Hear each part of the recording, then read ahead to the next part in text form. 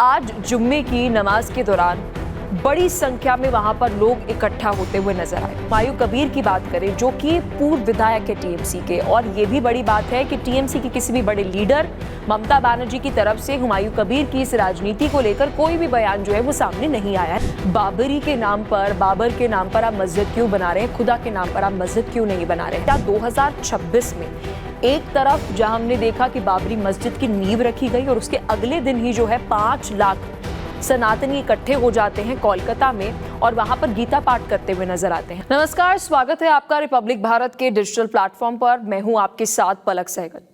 पश्चिम बंगाल में बाबरी मस्जिद को लेकर अभी भी बवाल हो रहा है। बवाल कहें या सियासत हो रहा है। टीएमसी के पूर्व विधायक हुमायूं कबीर की बात करें, उन्होंने 6 दिसंबर को जब बाबरी मस्जिद 2.0 का शिलान्यास किया या नींव रखी या जो भी कहें, एक सियासत की शुरुआत कर दी। उसके बाद आज जुम्मे की नमाज के दौरान बड़ी संख्या में वहां पर लोग इकट्ठा होते हुए नजर आए।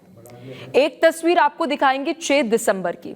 6 दिसंबर की वो तस्वीर है जब बाबरी मस्जिद को लेकर नींव जब रखी जा रही थी, बुलडोजर वहां पर पहुंचा था, खुदाई जो है वो शुरू हो रही थी और हमने देखा था किस तरीके से मुस्लिम समुदाय के लोग वहां पर ईंट लेकर आते हुए नजर आ रहे थे। लेकिन सवाल यह है कि क्या सियासत, क्या वो प्रोपेगेंडा, क्या वो एक जो बड़ा एजेंडा हुमायूं कबीर ने उस वक्त सेट कर दिया था वो खत्म हो गया है? ऐसा लग नहीं रहा। 2026 में पश्चिम बंगाल में विधानसभा चुनाव हैं। उससे पहले हुमायूं कबीर की बात करें जो कि पूर्व विधायक है टीएमसी के, और ये भी बड़ी बात है कि टीएमसी के किसी भी बड़े लीडर ममता बनर्जी की तरफ से हुमायूं कबीर की इस राजनीति को लेकर कोई भी बयान जो है वो सामने नहीं आया है, जिसको लेकर एक एक्सप्लेनर भी हमने आपके सामने रखा था। अब बात करते हैं जुम्मे की नमाज पर क्या हो रहा है। उस मस्जिद पर जहां वो मस्जिद बनी भी नहीं है, उससे पहले ही नमाजी पहुंच जाते हैं। जुम्मे की नमाज है और हम सभी जानते हैं कि मुस्लिम समुदाय के लोगों में जुम्मे की नमाज में अलग ही उत्साह रहता है, इकट्ठे होकर जो है वो पहुंचते हैं नमाज पढ़ने के लिए। लेकिन उस जगह पर जहां पर अभी मस्जिद की नींव रखी गई है, वो मस्जिद अभी तक बनी तक भी नहीं है। और अगर हम इस्लामिक धर्म की बात करें तो वहां पर कहा जाता है कि बिना किसी जमीन पर, किसी जगह पर, बिना इजाजत के अगर आप नमाज वहां पर पढ़ते हैं तो वो कबूल नहीं होती, उसे हराम माना जाता है। तो सवाल ये है कि वहां पर ये जुम्मे की नमाज जो है वो क्यों हो रही थी? पहला सवाल जो है वो कई सारे पॉलिटिकल एक्सपर्ट जो है, रिलीजियस अगर हम एक्सपर्ट्स की बात करें, वो उठाते हुए नजर आ रहे हैं। अब बात करते हैं इसका पॉलिटिकल एंगल क्या है। पॉलिटिकल एंगल की अगर हम बात करें, लगातार जो मुस्लिम वोटर्स हैं उन्हें पोलराइज करने की कोशिश जो है वो पश्चिम बंगाल में टीएमसी के पूर्व विधायक के जरिए जो है वो की जा रही है। यानी एक तरफ टीएमसी कहेगी कि हमारा इससे कुछ लेना देना भी नहीं है, तो वहीं दूसरी तरफ टीएमसी के पूर्व विधायक, यानी कि टीएमसी का नाम आपसे जुड़ा हुआ है, आप इस तरीके की राजनीति करेंगे तो टीएमसी की तरफ से एक ये मुस्लिम वोटर्स को पोलराइज करने की कोशिश की जा रही है। अब आज की तस्वीरों की बात करें, नमाजियों के लिए वहां पर इतना नहीं था कि सिर्फ वो नमाज पढ़ने के लिए वहां पर आ रहे हैं कि मस्जिद महज जो भी नींव रखी गई है, मस्जिद अभी बनी नहीं है, वहां पर 1000 लोगों के लिए खाना तैयार हो रहा है। अलग अलग अगर हम पकवान की बात करें वो तैयार हो रहे हैं। सवाल ये है कि ऐसा क्यों हो रहा है जब वहां पर मस्जिद तो अभी बनकर तैयार भी नहीं हुई है? इससे पहले हमने एक एक्सप्लेनर आपको दिया था, उसमें ये भी सवाल उठाते हुए कई सारे पॉलिटिकल एक्सपर्ट जो है वो नजर आ रहे थे कि बाबर के नाम पर आप मस्जिद क्यों बना रहे हैं, खुदा के नाम पर आप मस्जिद क्यों नहीं बना रहे हैं।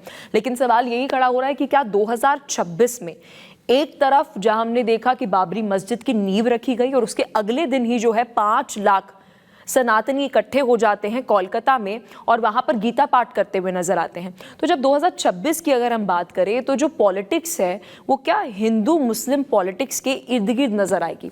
ये एक बहुत बड़ा सवाल जो है वो खड़ा हो रहा है, क्योंकि एक चुनाव का एक पूरा मूड होता है। एक तरफ तो एसआईआर की प्रक्रिया पर लगातार ममता बनर्जी सवाल उठाते हुए नजर आ रही है। वो कह रही हैं जी कि मैं फॉर्म ही नहीं भरूंगी, मुझे अपनी नागरिकता का प्रूफ क्यों देना है। तो वहीं दूसरी तरफ बीजेपी का कहना है कि जो वो झूठ बोल रहे हैं, उन्होंने फॉर्म जो है वो भरा है। ये एक पूरा प्रक्रिया है, एक पूरी एसओपी है जिसमें उनको शामिल होना पड़ेगा। अब बात करते हैं 2026 में। क्या 2026 में विधानसभा चुनाव के दौरान ये 2 मुद्दे बेहद हावी नजर आएंगे?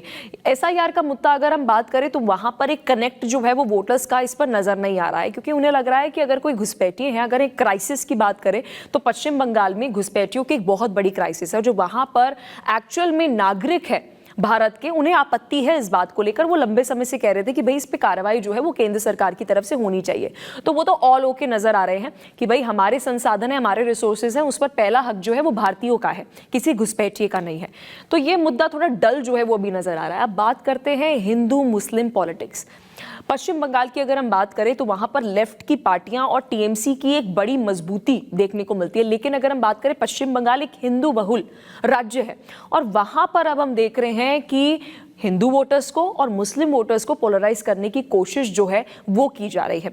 आपको क्या लगता है 2026 में जो चुनाव होने जा रहे हैं पश्चिम बंगाल में, उसमें जो मूड है, पॉलिटिकल मूड है, वो किस तरीके का नजर आ रहा है? क्या एसआईआर एक बड़ा मुद्दा रहेगा, या फिर दूसरी तरफ अगर हम बात करें, ये हिंदू मुस्लिम पॉलिटिक्स हो गई, बाबरी मस्जिद की नींव रखना हो गया, तो वहां पर धर्म संसद होना, गीता पाठ करना, सनातनियों का इकट्ठा होना, तो कौन सा मुद्दा आपको लगता है कि 2026 में हावी रहेगा? नीचे कमेंट बॉक्स में जरूर बताइएगा। और एक्सप्लेनर आपको अच्छा लगा हो तो चैनल को सब्सक्राइब करना ना भूलिएगा। देखते रहिए रिपब्लिक भारत।